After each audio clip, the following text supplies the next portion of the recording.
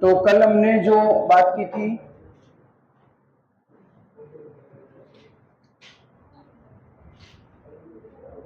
अच्छा ये बताओ, मानसिंह के एक दरबारी थे जिनका नाम था पुंडरीक विट्ठल। तो पुंडरीक विट्ठल की रचनाएं याद है क्या? हाथ खड़े करो, किस किस को याद है?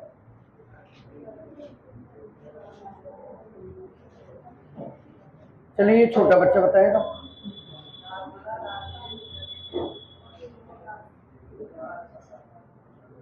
शाबाश। अच्छा, इसके बाद पुंडरीक रत्नाकर जो आए, किसके दरबारी थे? उसकी भी याद है क्या?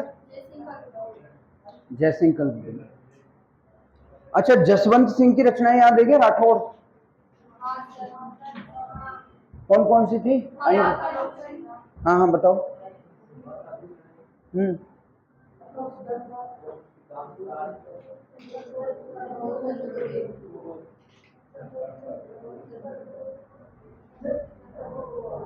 प्रबोध चंद्रोदय, भाषा भूषण, अपरोक्ष सिद्धांत सार। अच्छा, अजीत सिंह की याद है क्या? हाथ खड़े करो, कौन बताएगा? ऐसे क्या गड़बड़ कर रहे हो? कौन बताएगा? बताओ।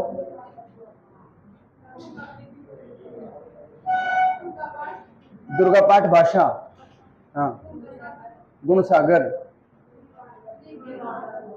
निर्वाण रादुहा, एक और थी काम प्रबोध। उन्हें लिखाई थी, लिखाई थी नहीं लिखाई थी? कोई बात। कुछ चीजें अपन भूलने की कोशिश करते हैं पर वो भुलाई नहीं भूलती हैं। कभी कभी क्या होता है कि बचपन में आसपास कोई गीत गाना चलता है और वो बार बार चलता है, अपने को बहुत बुरा लगता है, लेकिन वो दिमाग में घूमता है। तो ऐसे ही कुछ पुस्तकें, कुछ नाम वो रह जाते हैं दिमाग में, ठीक है ना। अच्छा, फिर हमने हवा महल के बारे में पढ़ा था। उससे पहले हमने सवाई जयसिंह के बाद हमने पढ़ा था ईश्वरी सिंह, और ईश्वरी सिंह में हमने देखा कि 2 युद्ध लड़े थे। ईश्वरी सिंह को अपने भाई माधो सिंह से युद्ध लड़ने पड़े। क्यों? क्योंकि माधो सिंह देवारी समझौते के अनुसार क्या था? उत्तराधिकारी। और ईश्वरी सिंह ज्येष्ठ पुत्र होने के कारण क्या था? उत्तराधिकारी। एक राज्य 2 उत्तराधिकारी, युद्ध होंगे। पहला युद्ध कहाँ हुआ? राजमहल टॉप का युद्ध 1747 47 में, और दूसरा युद्ध हुआ बगरू का युद्ध 1748 में। अच्छा, दोनों युद्धों में मराठों ने साथ किसका दिया था? माधो सिंह का दिया था। मराठों की ज्यादातर सेना किसके पक्ष में थी? हालांकि इक्के दुक्के मराठे इधर भी थे, क्योंकि वो तो ठेकेदार थे ना, उनको मतलब नहीं है। उनसे अगर कह दो भाई 2 लाख रुपए देंगे, आपस में लड़ लो, क्या लड़ लेंगे? आपस में लड़ लेंगे वो तो। आपस में मराठा खुद ही लड़ लेंगे अगर उनको 1-2 लाख रुपए दे। उनको मतलब नहीं, उनको चाहिए क्या? क्या चाहिए उनको? पैसा। तो माधो सिंह की तरफ मराठे लड़े। इसके बाद क्या होता है? ईश्वरी सिंह पराजित होता है। ईश्वरी सिंह के पराजित होने के बाद उसको मराठों ने जुर्माने के लिए इतना परेशान किया कि उसने अपनी रानियों के साथ में आत्महत्या। अच्छा, ईश्वरी सिंह ने ईसर लाट बनवाया था, जिसको सरगासुली कहते हैं, ठीक। ओके, फिर माधो सिंह ने क्या किया? शीतला माता मंदिर बनवाया। और 2 तो युद्ध लड़े थे, ककोड़ का युद्ध तो मराठों उसके विरुद्ध, और एक भटवाड़ा का युद्ध। ककोड़ का युद्ध और भटवाड़ा का युद्ध। भटवाड़ा का 61 में और ककोड़ का 59 में, 2 युद्ध लड़े थे भाई। 59 में तो लड़ा था, 1759 में तो कौन सा लड़ा है? ककोड़, जिसमें तो मराठों के विरुद्ध लड़ा हो।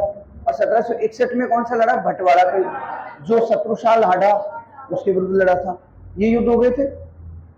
2 युद्धों के बाद उसने कुछ निर्माण करवाए, है ना, जैसे कि शीतला माता मंदिर, सवाई माधोपुर शहर की स्थापना की, और मोती डूंगरी के महल। वेरी गुड, ये हो गया माधो सिंह। माधो सिंह के बाद हमने क्या पढ़ा? सवाई प्रताप सिंह। सवाई प्रताप सिंह जो है जयपुर के महान शासक। सबसे पहले क्या करते हैं? तुंगा का युद्ध 1787। और महादजी सिंधिया, मराठाओं का सबसे महान सेनापति कौन है? महादजी। उसको पटक पटक के धोया किसने? प्रताप सिंह ने। और सवाई प्रताप सिंह ने उसको हराने के बाद अगले 87 के बाद 89 में युद्ध लड़ा पाटन का, और पाटन के युद्ध में लेकिन वो हार गए। फिर इसके अलावा सांस्कृतिक उपलब्धियां हैं। सांस्कृतिक उपलब्धियों में सबसे पहली उपलब्धि क्या है?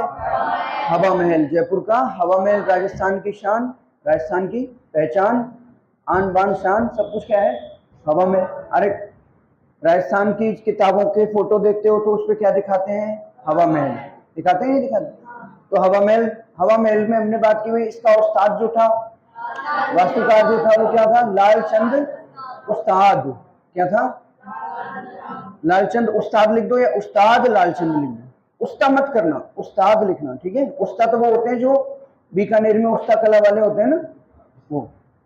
मैंने देखा अभी कुछ दिनों पहले कि निजामुद्दीन उस्ता थे, निजामुद्दीन उस्ता कला के थे, बहुत बड़े कलाकार थे। तो मैंने एक पुस्तक में देखा, उसमें लिखा रखा था कि निजामुद्दीन उस्ता, स्वर्गीय निजामुद्दीन उस्ता।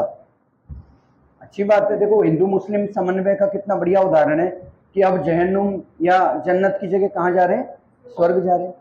इधर अपने वाले जन्नत जा रहे हैं, इधर ये वाले स्वर्ग जा रहे हैं। कितना बढ़िया समन्वय है ना, धार्मिक सद्भाव है ना। हाँ, तो मुझे खुशी भी पड़ गई। फिर हमने पढ़ा था लालचंद उस्ताद, फिर हमने पढ़ा था हवा महल की मंजिलें कितनी है? 5 मंजिलें। नाम पढ़ा था सबसे पहले। सबसे निचली मंदिर क्या है? शरद मंदिर। क्यों? अरे नीचे की मंजिल हमेशा ठंडी रहती है, ठंडी रहेगी ना, तो शरद मंदिर। फिर ऊपर रतन मंदिर, बीच में विचित्र मंदिर, फिर और लास्ट में प्रकाश मंदिर। ये 5 क्या हो गई? मंजिलें हो गई। अच्छा, इसके बाद हमने पढ़ा था कि भाई गंधर्व 22 की स्थापना भी किसने की थी? प्रताप सिंह ने की। प्रताप सिंह के 2 गुरु थे, एक थे काव्य गुरु, और काव्य गुरु का नाम था गणपत भारती, और एक थे संगीत गुरु, संगीत गुरु का क्या नाम था? चांद। हाँ, ये भी बात क्लियर हो गई। फिर हमने देखा कि उन्होंने चित्रकला के क्षेत्र में जयपुर की सबसे बढ़िया जो अवधि थी, सबसे बढ़िया कालखंड था, वो कौन सा था? प्रताप सिंह का काल। और क्या लिखाया था? यहीं तक था क्या? हाँ? चित्रकला नहीं लिखाई है? अच्छा, एक लिखाई थी भाई, राधा गोविंद संगीत सार नाम की पुस्तक है, ब्रजपाल भट्ट, इसने लिखी थी, देवर्षि ब्रजपाल भट्ट। और संगीत सम्मेलन का आयोजन किसने कराया था? सवाई प्रताप, महाराजा सवाई प्रताप। तो ये बातें क्लियर हो गई क्या? किसी को समस्या है क्या भाई? पीछे से समझ में आ गई सारी बातें? गुड। याद भी किया करो ना, जितना ज्यादा इनको एक बार। अब देखो मुझे याद हो गई, जब मैं ही याद कर सकता हूं तो तुम तो खैर इंटेलिजेंट लोग हो, तुम तो कर ही सकते हो, हैं? कर सकते हो ना? अरे हाँ बोलो। हाँ,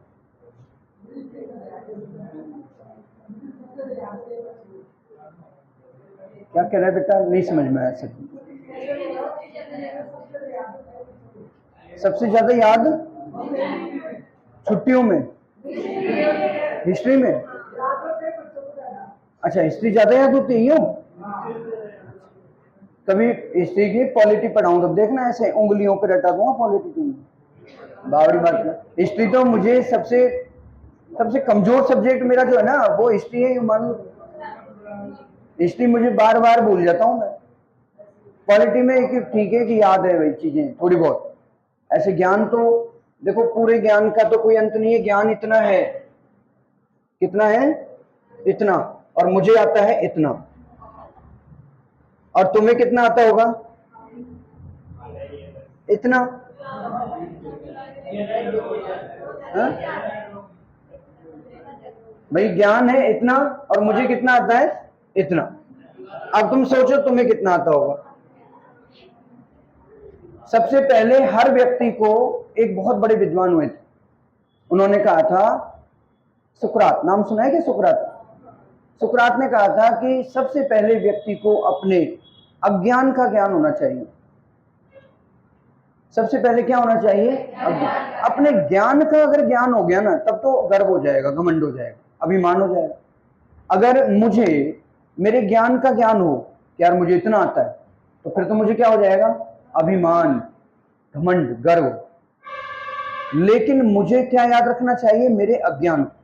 मुझे याद ये रखना है कि मुझे ये याद नहीं रखना कि मुझे ये वाला आता है, मुझे याद रखना है कि मुझे ये वाला नहीं आता है।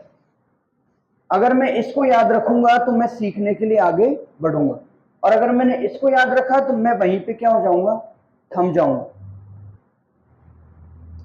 तो ये स्थिति है। आप जो व्यक्ति, थमने का मतलब क्या है, रुक जाना। थमने का मतलब क्या है, रुक जाना, और रुकने का मतलब ही मृत्यु है। स्वामी विवेकानंद ने कहा था कि जीवन क्या है, जीवन का मतलब है गतिशील होना।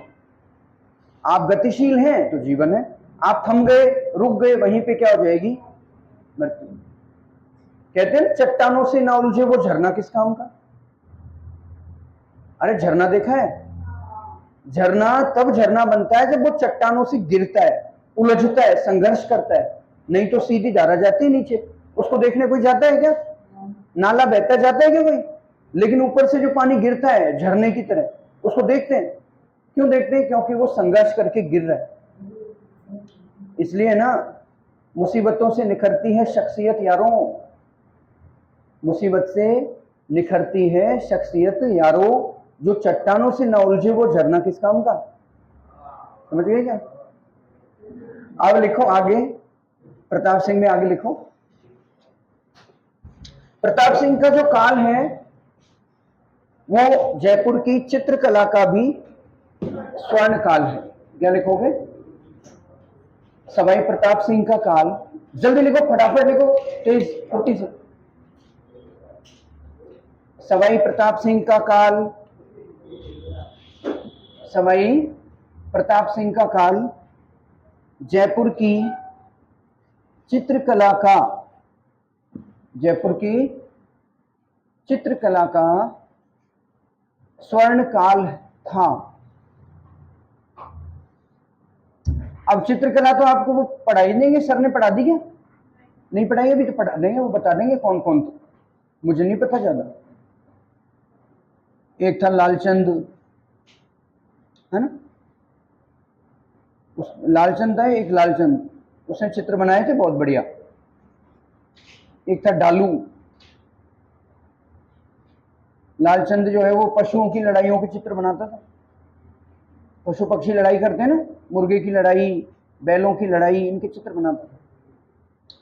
तो अपने को ज्यादा नहीं चित्रकला में लिखाएंगे सारे, अपने यहीं लिखो चित्रकला का क्या है, स्वर्ण काल। ठीक है, आगे लिखो, सांस्कृतिक उपलब्धियों की दृष्टि से लिखो, सांस्कृतिक उपलब्धियों की दृष्टि से, सांस्कृतिक उपलब्धियों की दृष्टि से प्रताप सिंह का काल, प्रताप सिंह का काल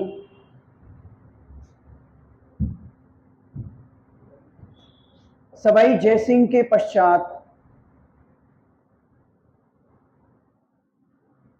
सवाई जयसिंह के पश्चात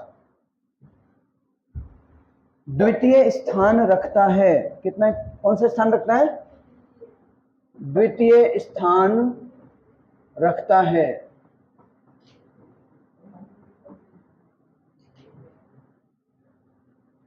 ठीक है, अगला लिखो सवाई जगत सिंह।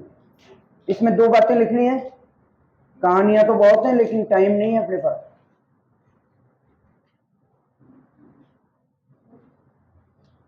आप भी नए हो क्या, आज आए हो, स्वागत है आपका।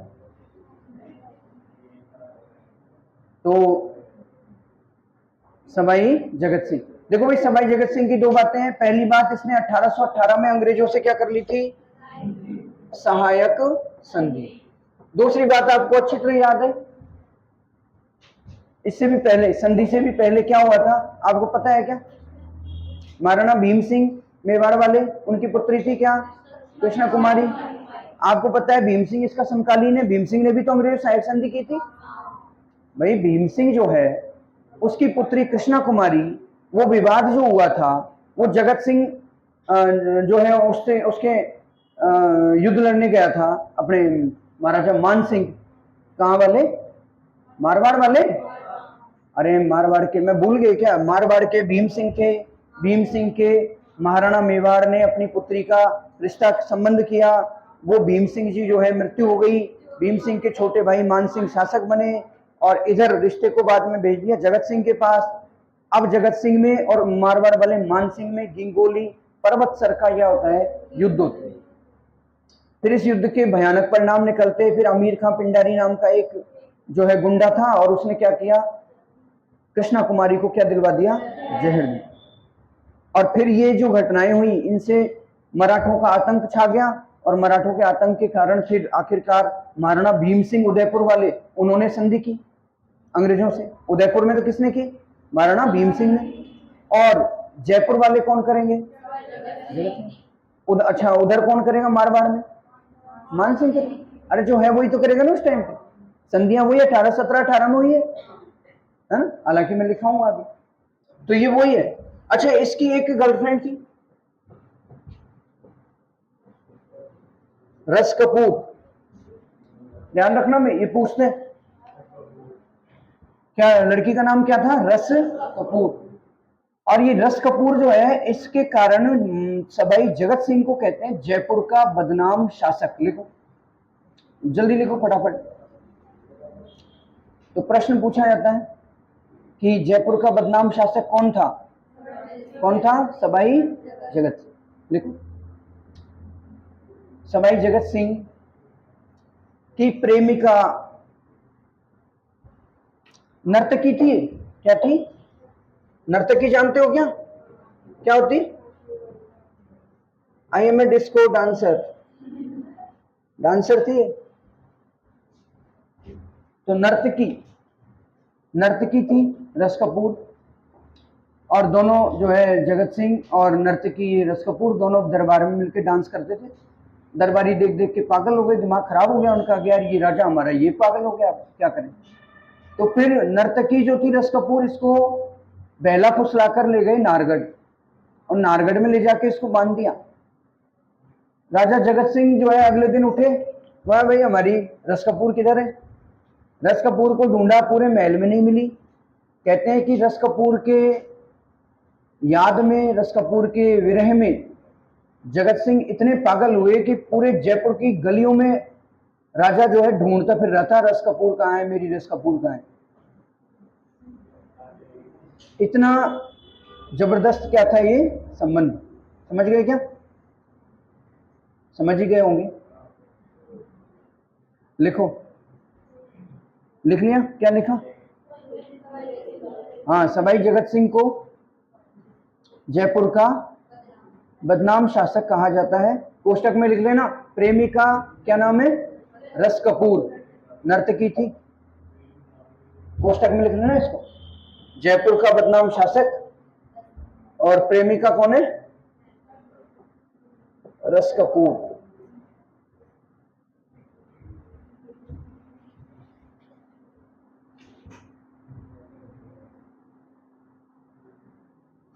है ना, वो है ना कि लाख आंधियां उठे, हजार बर्फ गिरे, वो फूल खिलकर रहेंगे जो खिलने वाले हैं। तो जो फूल खिलने वाले हैं वो तो खिलके ही रहेंगे, जो सफल होने वाले हैं वो तो सफल होके ही रहेंगे, कितना ही परेशानी आए।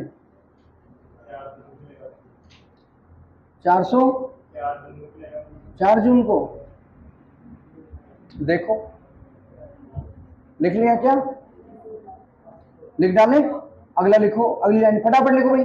1818 में अंग्रेजों से सहायक संधि की, क्या की, 1818 में अंग्रेजों से सहायक संधि की। और आपको याद नहीं हो तो कोष्टक में अगली लाइन में कोष्टक में नोट लगा के कहीं भी लिख लेना अगर याद नहीं हो तो, कि भाई गिगोली पर्वत सर का युद्ध के कृष्णा कुमारी विवाद, याद होगा वैसे तो वहां लिखा हुआ है ना, वहां पे लिखा हुआ है मेवाड़ में। हाँ, इतने कंफ्यूज क्यों हो जाते हो, अपने आप पे विश्वास सबसे पहले रखो, खुद पे भरोसा सबसे पहले रखो। अपने मन में ये डर है ना, डर निकाल फेंको कि याद नहीं रहेगा, भूल जाएंगे, कोई नहीं भूलता है। 3 बार पढ़ो, 4 बार पढ़ो किसी चीज को और फिर रख दो, याद आ जाएगी एग्जाम में। अपने ऊपर कॉन्फिडेंस रखो, इतना भरोसा रखो अपने ऊपर कि आप आरएएस के एग्जाम में बैठ जाओ ना तो बिना डरे बैठ जाओ और वहां भी शायद निकाल लो। और इतिहास में तो जितना अभी आपने पढ़ा है ना, आरएएस प्री में अगर 20 प्रश्न आएंगे तो 20 में से 15 कर दोगे, और वहां 20 में से 10 करने होते हैं। 10 में क्या हो जाता है, सिलेक्शन हो जाता है। यानी खुद पे कॉन्फिडेंस रखो, खुद पे विश्वास रखो तगड़ा, है ना। कॉन्फिडेंस से बहुत सारे जीत जाते हैं लोग। क्या होता है, एक बार 2 लोग थे, एक बहुत अच्छा वो था, चढ़ने वाले को कहते हैं क्लाइंबर। क्लाइंबर होते हैं ना, पहाड़ पे चढ़ जाते हैं, रॉक क्लाइंबर था एक बहुत बढ़िया, है ना। और एक थोड़ा कमजोर था। उन दोनों के बीच में प्रतियोगिता शुरू हुई कि भाई इस पहाड़ी पे चढ़ना है, देखे कौन चढ़ेगा। तो एक टीचर थे कोई, उनके पास गए दोनों। तो पहले वाले ने तो पूछा, साहब मैं तो केवल जो है आपको बताने आया हूँ टीचर के पास, मैं तो आपको बताने आया हूँ कि कल मैं जीतूंगा, मैं अच्छा हूँ, रॉक क्लाइंबर अच्छा हूँ, तो जीतेगा कौन, मैं ही जीतूंगा, और इसलिए मैं तो आप केवल बताने आया हूँ। दूसरा वाला आया कि साहब मैं कमजोर हूँ, लेकिन आप मुझे बताओ, कुछ शिक्षा दो, ज्ञान दो, ताकि मैं जीतने की उम्मीद कर सकूं। टीचर ने उसको कहा, गुरु ने कहा कि आप ऐसा करो, ये जो है ना, ये व्यक्ति, इसको कॉन्फिडेंस बहुत ज्यादा है कि मैं जीतूंगा, तो इसकी कॉन्फिडेंस को करना है डाउन, और आपकी कॉन्फिडेंस को बढ़ाना है ऊपर। ठीक है, क्या करें, कैसे करें कि आप है ना 10-15 लोग जो है ना आपके भाई बंधु परिचित जितने भी हैं, मित्र, सबको बुला लेना, और जब ये चढ़ने लगे तो ये करना, और जब तुम चढ़ने लगो तो ये करना। ठीक है, अब भाई शुरू हुआ। तो पहले पहाड़ी पे वो चढ़ा जो कौन था, ज्यादा योग्य था, कॉन्फिडेंट था, ज्यादा होशियार था ना वो। तो जैसे ही उसने चढ़ना शुरू किया तो नीचे खड़े लोग चिल्लाने लगे, अरे तू गिरेगा, अब गिरेगा, अब गिरने वाला है, ये बिल्कुल गिरने वाला है, गिरने ही वाला है, देखो। वो आदमी सोचे यार ये क्या करें, फिर वो ध्यान देने लग गया, फिर उसको वो सच में लगे कि यार गिरने वाले हैं। फिर वो, अरे देखो गिरा गिरा, देखो जब गिरा, ये पत्थर निकल रहा है, देख तेरे ऊपर से पत्थर आ रहा है, और उसका कॉन्फिडेंस हो गया लूज, और वो एकदम से गिर गया।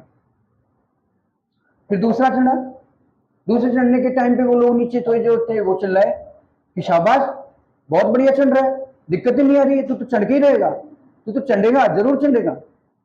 और ऐसे करते करते वो चढ़ गया। तो बताओ सारा खेल किसका, अगर मान लो तो हार, और ठान लो तो, ठीक है, 2 ही चीजें। तो क्या लिखा,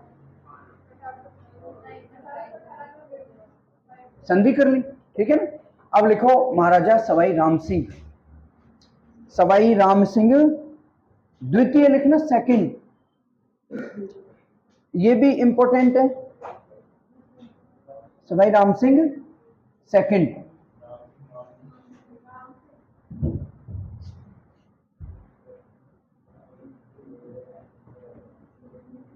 राम सिंह लिखो फटाफट, सवाई राम सिंह सेकंड।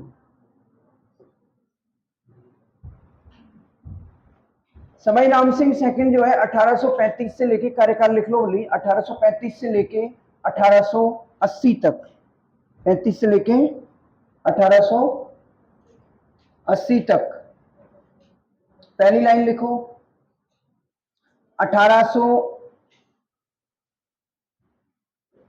नहीं पहली लाइन ये लिखो कि इनके क्या, ये जब एक्चुअली राजा बनाए थे ना राम सिंह द्वितीय, तो ये बहुत छोटे थे।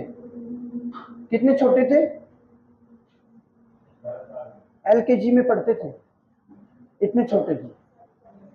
तो इस टाइम पे उनका संरक्षक बनाया गया था John Ludlow, major John Ludlow की अध्यक्षता में क्या बनाई गई थी, कमेटी बनाई, उस कमेटी ने क्या किया था, शासन। तो लिखो इनके अल्पवयस्क होने के कारण, अल्पवयस्क लिख दोगे क्या, ये अल्प और ये वयस्क, अल्पवयस्क होने के कारण जॉन लुडलो क्या कर लो, लुडलो। जॉन लुडलो की अध्यक्षता में, जॉन लुडलो की अध्यक्षता में संरक्षण समिति, इंग्लिश में लिखना, जब लिखना है रीजेंसी काउंसिल, रीजेंसी काउंसिल, ठीक है, रीजेंसी काउंसिल द्वारा शासन कार्य किया गया। रीजेंसी काउंसिल के द्वारा शासन कार्य किया गया। क्यों नहीं लिख रहे हो आप, जोर से बोलो। हाँ तो नए आए तो क्या हो गया, नए भी लिख लें। हाँ यहीं से कर दो शुरू। अरे पढ़ने की कोई उम्र नहीं होती, जब चाहे शुरू हो जाए। लिखो लिखो, यहीं से लिखो। हाँ ऐसे बैठे रहने से थोड़ी काम चलेगा। अब तक जो हो चुका है वो ठीक है, लेकिन आगे एक भी मिनट होना नहीं चाहिए। जो गया उसको जाने दो, जो आ रहा है उसको, अरे आएगा तो सही, तुम क्या रोकोगे उसको, पर उसके बारे में ख्याल करो, उसको फालतू मत जाने दो। क्या लिखा, संरक्षण समिति के द्वारा शासन कार्य संचालित किया गया, शासन कार्य संचालित किया गया। अब देखो, अब मैं आपको बताऊं कि राम सिंह जो हैं उनसे पहले कौन थे, जगत सिंह, और जगत सिंह ने अंग्रेजों से क्या कर ली थी। तो अब कोई युद्ध होगा क्या, युद्ध क्या होगा, अंग्रेजों सबने संधि कर रखी है, अब अंग्रेज सबकी जो है सुरक्षा करते हैं, तो अब युद्ध कोई लड़ता नहीं आपस में, युद्ध क्या हो गए, बंद। अब युद्ध जो बंद हो गए तो अब क्या करेंगे, राजा बेरोजगार हो गए, अब क्या करें।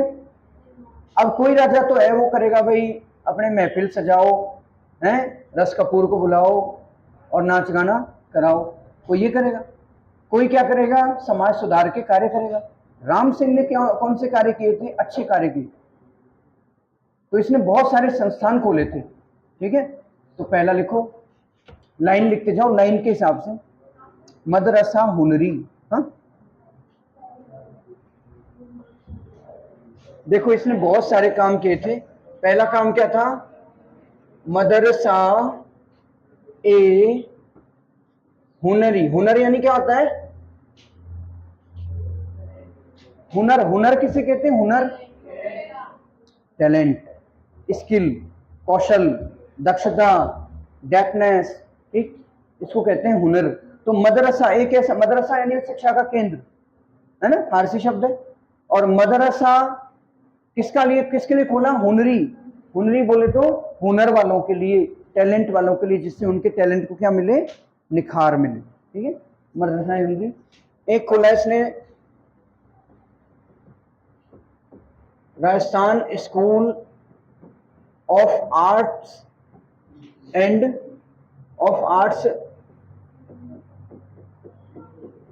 क्राफ्ट्स,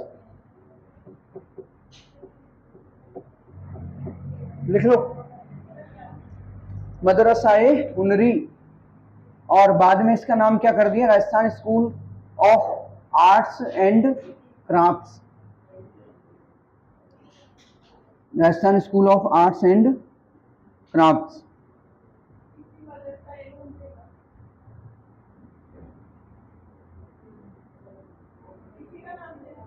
इसका नाम चेंज कर दिया कुछ सालों बाद,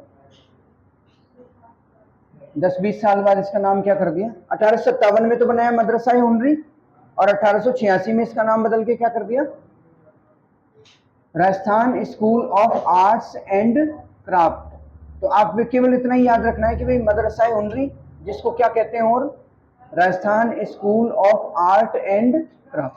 भाई राजस्थान का स्कूल किसके लिए, आर्ट यानी कला, क्राफ्ट यानी क्या होता है, क्राफ्ट हस्तशिल्प, लकड़ी के खिलौने बना दिए, मिट्टी का कुछ बना दिया, हाथ से जो बनाए जाते हैं उनको कहते हैं हस्तशिल्प, है ना। साड़ियाँ, रंगाई छपाई, कई चीजें। तो ये हो गया। फिर लिखो महाराजा कॉलेज, जयपुर में महाराजा कॉलेज है क्या? देखा है, सुना है? वो महाराजा कॉलेज इन्होंने बनवाया, महाराजा कॉलेज। अगला लिखो कन्या महाविद्यालय, कन्या महाविद्यालय। अगला लिखो अल्बर्ट हॉल, क्या लिखेंगे? Albert hall. अल्बर्ट हॉल जो था वो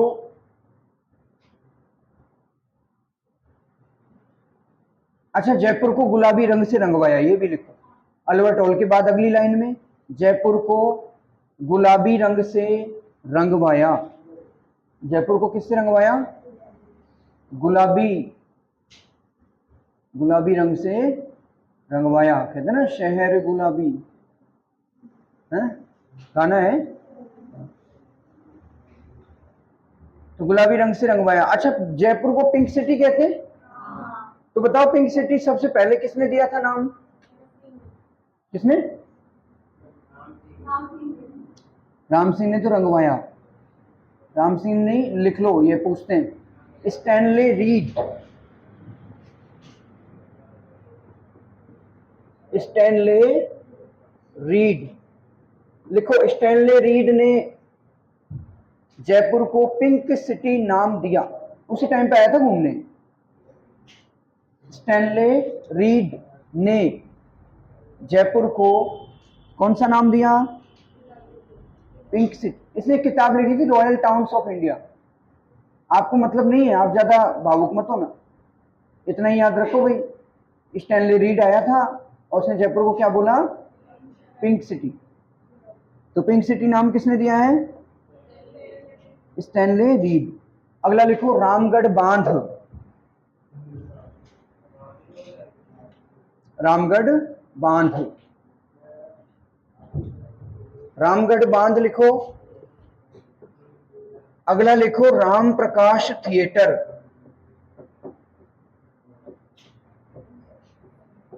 राम प्रकाश थिएटर। अगला लिखो ब्लू पॉटरी। अरे ब्लू पॉटरी नहीं पढ़ी क्या? कला हो गई क्या आपके? आर्ट एंड कल्चर हो गई क्या? कितनी रह रही है अभी? थोड़ी रह रही है, उसमें पढ़ोगे आप ब्लू पॉटरी।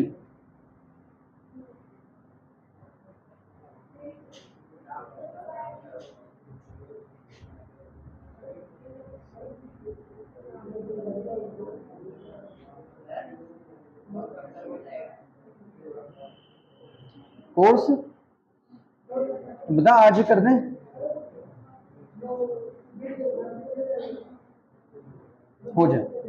हो जाएगा, मैं करा रहा हूं, देखो बहुत जल्दी कर रहा हूं मैं भी। नहीं तो अभी मैं आपको रस कपूर की कहानी सुनाने बैठता, 1 घंटा तो उसमें ही लग जाता है। पर मैं सुना रहा हूं क्या? नहीं सुना रहा मैं। ईश्वरी सिंह की कहानी सुनाई? नहीं सुनाई ना, किसी की नहीं सुना रहा मैं। प्रताप सिंह की सुनाई का युद्ध लड़ा था उसने, कैसे क्या लड़ा था, क्या मारजी सिंधिया ने क्या बोला, उनके सेनापति ने क्या हुआ, कैसे क्या हुआ, सुनाया?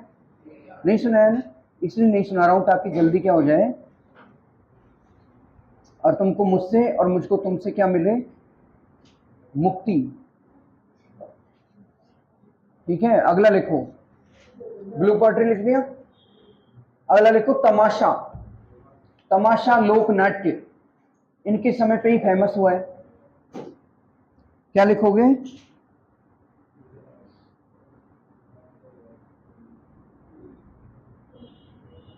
तमाशा लोक नाट्य।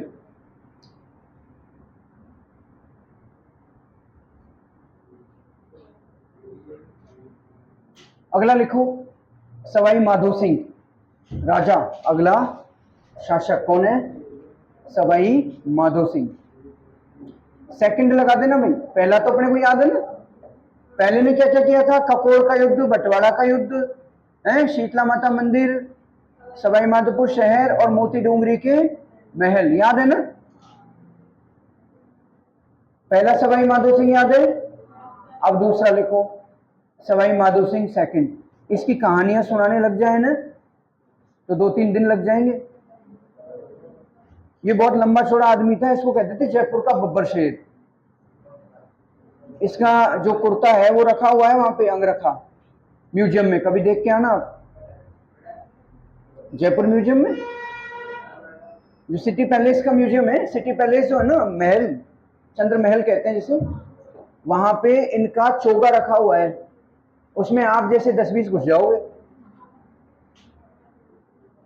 इतना बड़ा कपड़ा है। और ये क्या है, लंदन गए थे, तो लंदन ये जब गए थे, लंदन क्यों गए थे, ये लंदन गए थे, वहां पे राज्याभिषेक हो रहा था उनके समारोह में शामिल होने।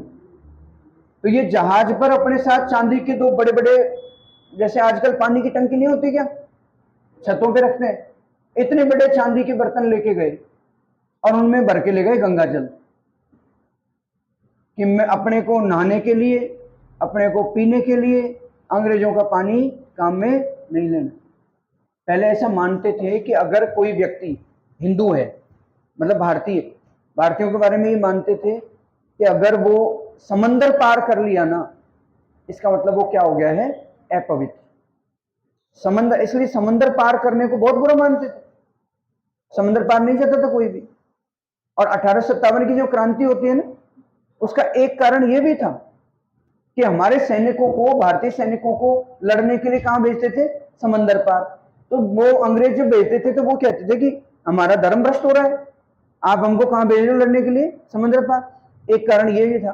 दूसरा कारण ये था कि जो बंदूकें थी उन पे चर्बी लगी हुई थी, गाय और सूअर की चर्बी। तो ऐसा लगता था भाई गाय वाले तो हिंदू वाले जो है उनका धर्म, और सूअर जो है मुसलमानों के लिए। इस तरह से वो दोनों का क्या कर रहे थे, धर्म भ्रष्ट कर रहे थे। तो हमारी संस्कृति में मानते थे कि समंदर पार अगर कोई गया ना, अरे कई बार क्या होता था, कोई भूले बेड़े समंदर पार चल जाए ना तो घर वाले उसको अपनाते नहीं थे। उसकी वापस आता था, घर वाली मेरी लुगाई थी ये कहाँ गई, कि बस अब कोई किसी का नहीं है, अब तू भी किसी का।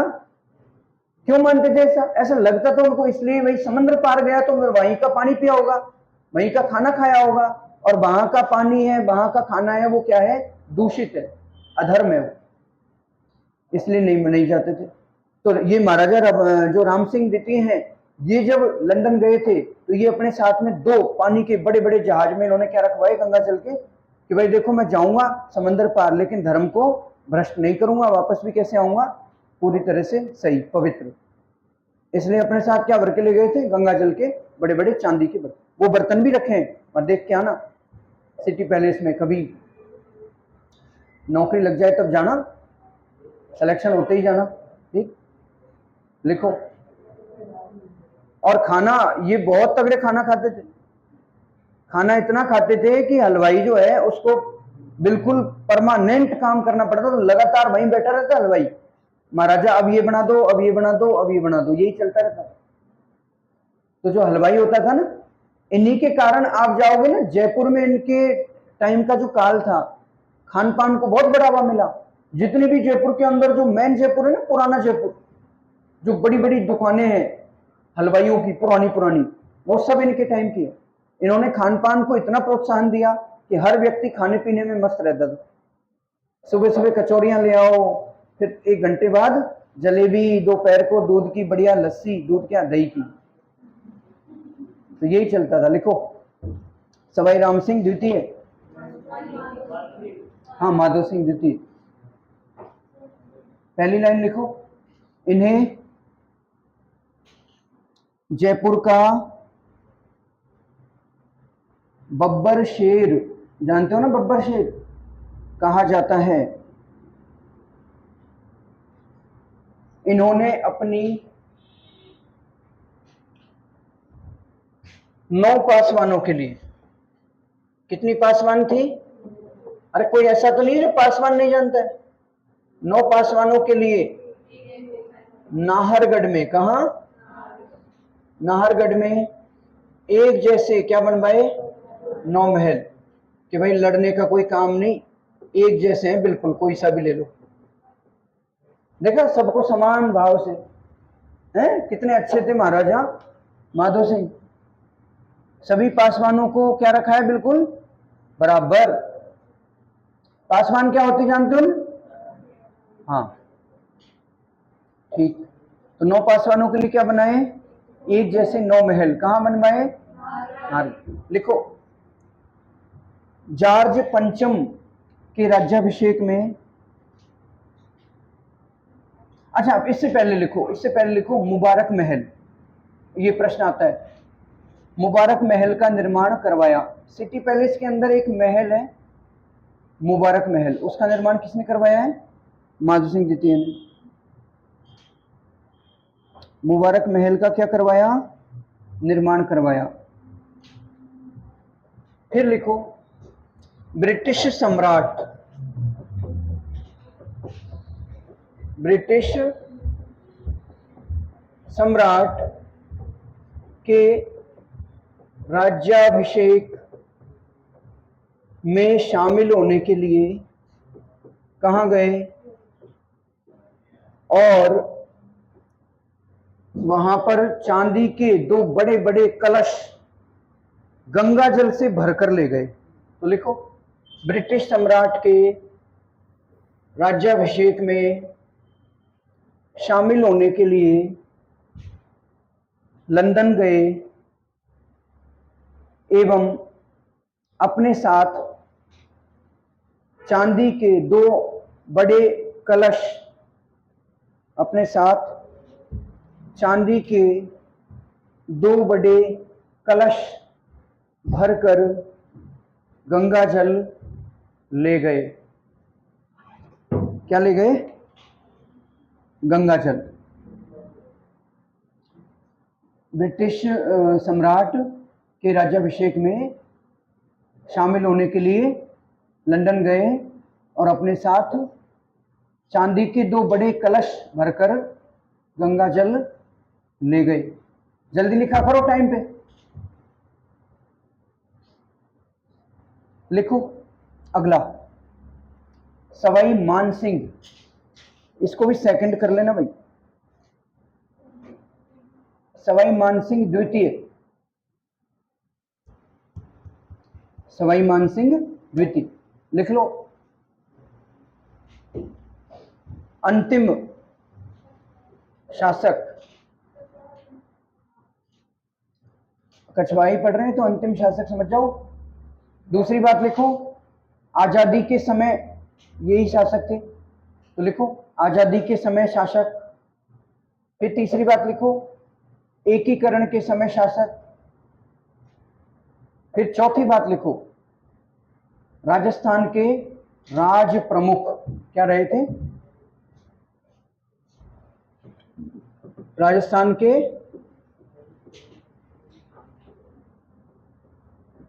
राज प्रमुख। ठीक है क्या? ये हो गया आपके कौन सा वंश? कछवाहा वंश। कोई समस्या हो तो पूछो भाई, किसी को कुछ पूछना हो तो स्वागत है उसका, पूछो फटाफट। कुछ भी पूछ सकते हो, कुछ भी।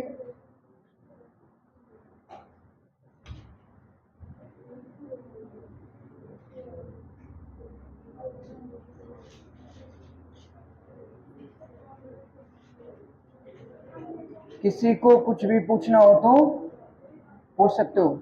नहीं पूछना है क्या? हाँ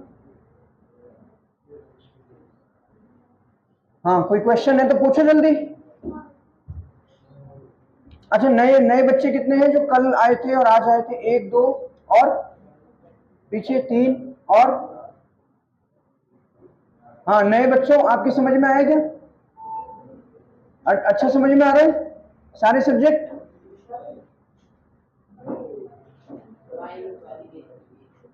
देखो क्या होता है, सवाई की उपाधि सबसे पहले सवाई जयसिंह को मिली थी, ठीक है। उससे पहले जो थे वो मिर्जा राजा जयसिंह थे। उससे पहले मिर्जा राजा मान सिंह, जिनको फरजंद भी कहते हैं, मिर्जा राजा भी कहते हैं, ठीक है, अकबर ने दी। तो सवाई की उपाधि जो सवाई जयसिंह को मिली थी, उसके बाद औरंगजेब ने दी थी। उसके बाद में क्या है कि सब जयपुर के जो राजा थे वो सवाई लगाने लग गए थे अपने आप, फिर किसी को देने की जरूरत नहीं पड़ी, उन्होंने खुद नहीं, फिर कि हम ही लगा लेंगे, खुद ही लगाने लग गए थे। बाद में आपको यह भी पता है कि सवाई जयसिंह के बाद मुगल साम्राज्य का क्या हो गया था, धीरे धीरे क्या हो रहा था, पतन हो रहा था। सवाई जयसिंह जो है वो खुद ही एक तरह से बादशाह की कुर्सी पे था, सारे काम ही वही करता था, तो बाद में किसी को देने की जरूरत नहीं पड़ी। ठीक है, और कोई प्रश्न?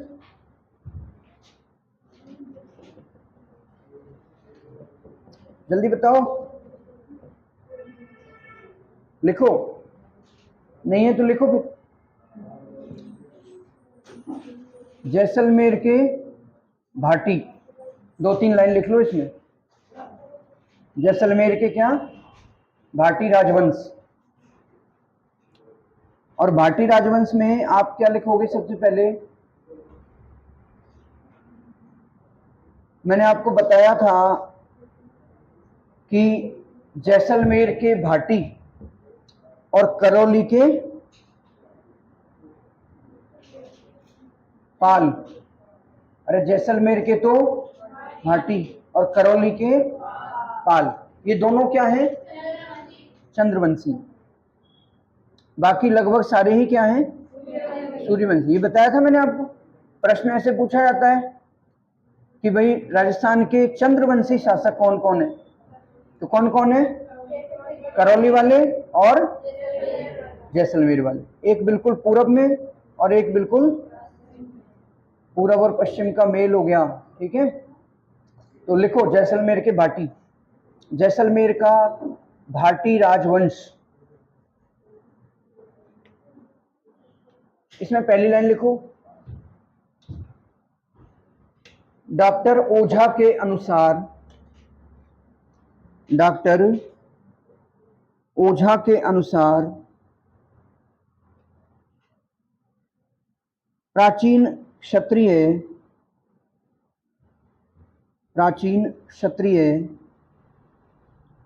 जो सूर्यवंशी एवं चंद्रवंशी, प्राचीन क्षत्रिय जो सूर्यवंशी एवं चंद्रवंशी कहलाते थे, उनमें जैसलमेर के भाटी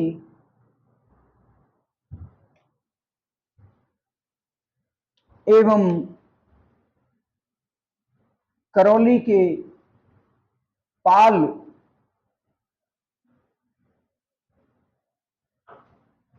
ये दोनों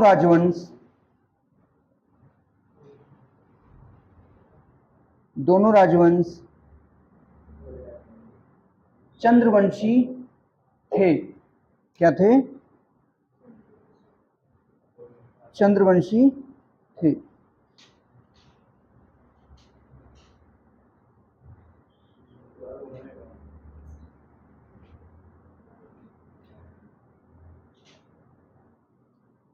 बोलो इसको दोबारा, अगल बगल वाले से बोल रहा हूं, तुम मत बोलो।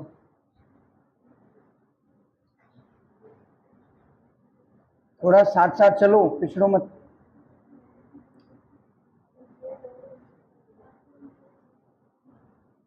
ठीक है, तो भाटियों में देखो 2-3 बातें लिखनी है।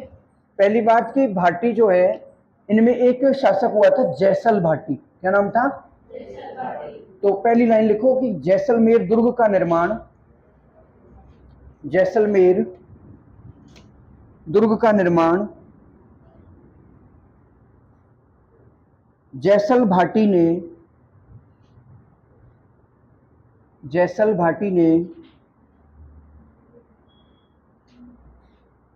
1155 में किया। दूसरी लाइन लिखो,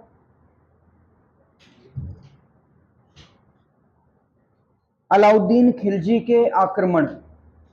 दूसरी लाइन क्या लिखोगे, अलाउद्दीन खिलजी एक के अलाउद्दीन खिलजी के आक्रमण के समय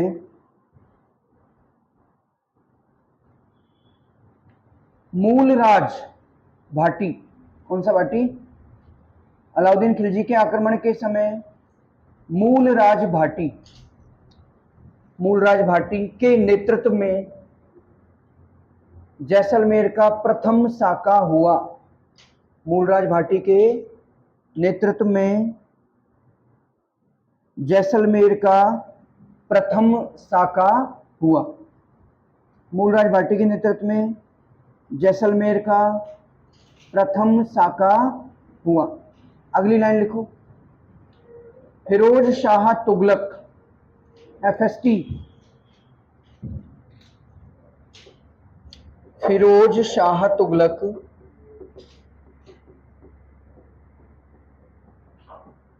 फिरोज शाह तुगलक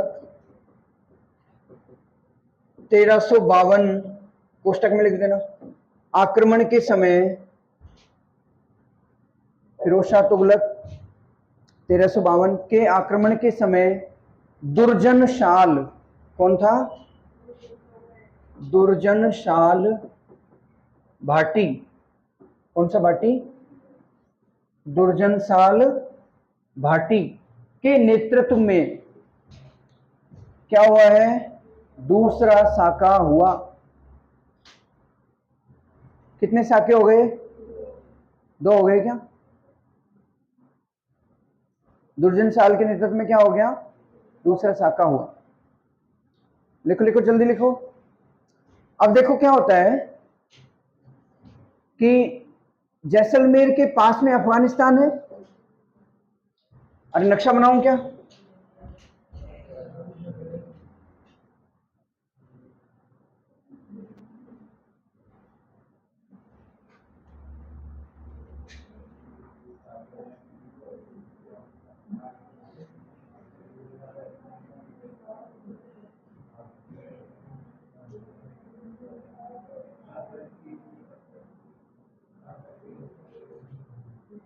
ठीक है, टूटा फूटा नक्शा। देखो भाई, जैसलमेर कहाँ है? इसके पास में क्या है? पाकिस्तान के पास क्या है? ठीक है, तो यहां से क्या पड़ता है? अफगानिस्तान नजदीक पड़ता है ना। यहां का एक शासक था और उस शासक के 2 बेटे थे, या बेटे मान लो, उसके 2 उत्तराधिकारी थे। आपस में उनमें होता है झगड़ा। झगड़े में जो कमजोर पड़ रहा था उसका नाम था अमीर अली। क्या नाम था?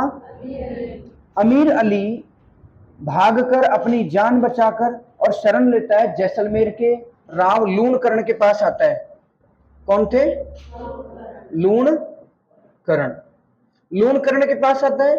लूणकरण जो है उसके पास आके अमीर अली कहता है हाथ जोड़ के कि आप मुझे मेरी जान बचा लो, क्योंकि मुझे मेरे ही लोग क्या कर देंगे? मार देंगे। लूणकरण ने कहा भाई ठीक है, अमीर के बराबर तो नहीं पर मैं भी कम नहीं हूं, तो आजा मेरे पास, मैं बचाऊंगा। लूणकरण ने इसको क्या दी? कहां सो रहे हो? दिमाग में है कि नहीं कुछ? क्या पूछ रहा हूं मैं? लूणकरण ने इसको क्या दे दी? शरण दे दी। इक्के दुक्के बोल रहे, बाकी के कहा? ध्यान से सुनो चीजों को, जिससे याद हो यहीं पे। और नींद आती है क्या तुमको? तो लूणकरण को क्या? लूणकरण ने अमीर अली को क्या दी? शरण। और जब शरण दे दी अमीर अली को, अमीर अली बढ़िया अपने मजे से रहने लग गया। अमीर अली रहता रहा। उसके बाद क्या होता है? थोड़े दिनों बाद अमीर अली के मन में आ गया पाप। क्या आ गया? और उसने लूणकरण से ही जैसलमेर, उसने सोचा यार अपने यहाँ रहते इतना टाइम हो गया, इस यहाँ का राजा कौन है जैसलमेर का? लूणकरण। क्यों ना अपन लूणकरण को मार के यहाँ के राजा बन जाए, तो वहां वो वाले जो अफगानिस्तान में अपने भाई बंद है वो भी अपने को परेशान नहीं करेंगे कि ठीक है तू वहां रहे, हम यहाँ रह लेंगे। और राजा अपने को बनना ही कहीं ना कहीं।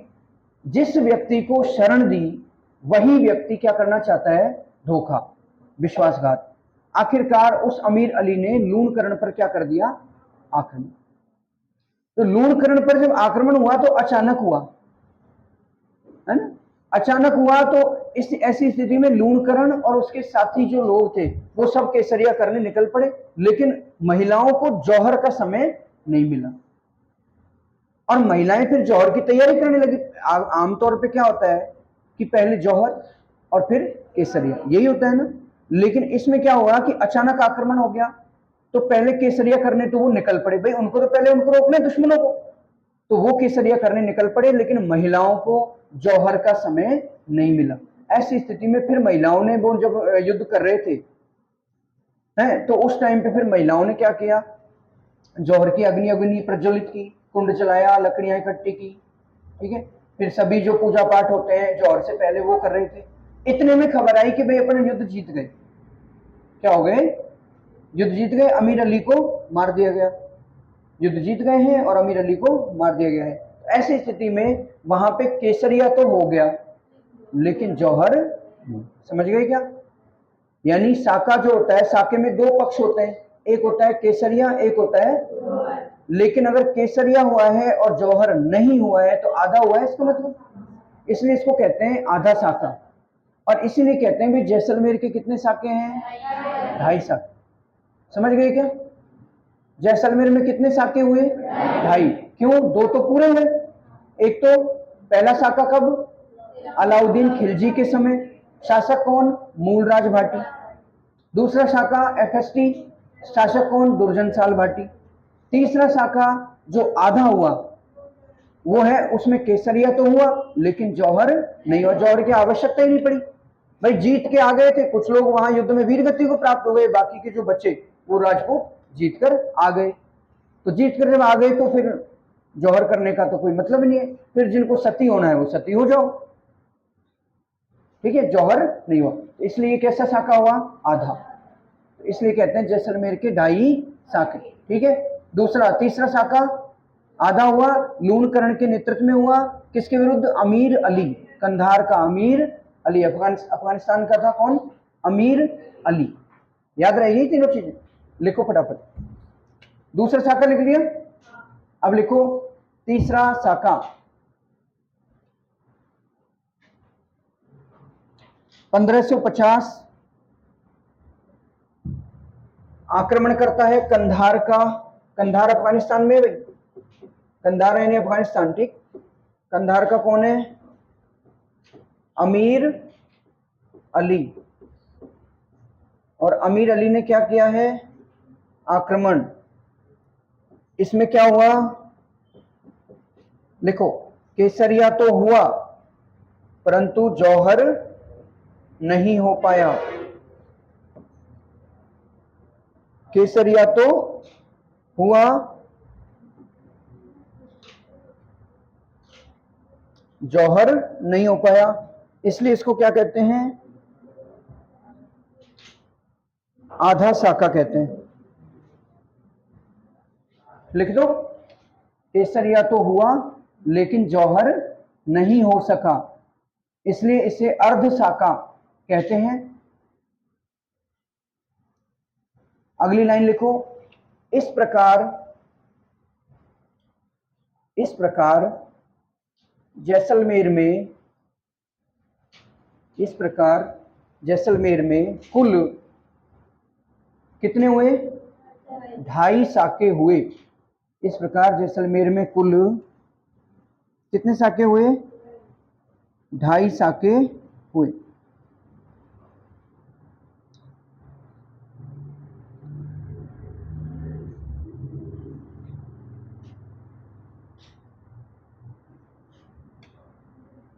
ये अपने,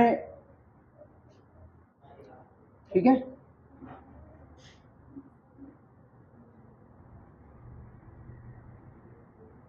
अब कुछ रहा तो नहीं है, बस ये संदीप जी जो अपने सर हैं ये बता रहे थे कि भटनेर दुर्ग के बारे में। तो भटनेर दुर्गों में पढ़ाया होगा ना?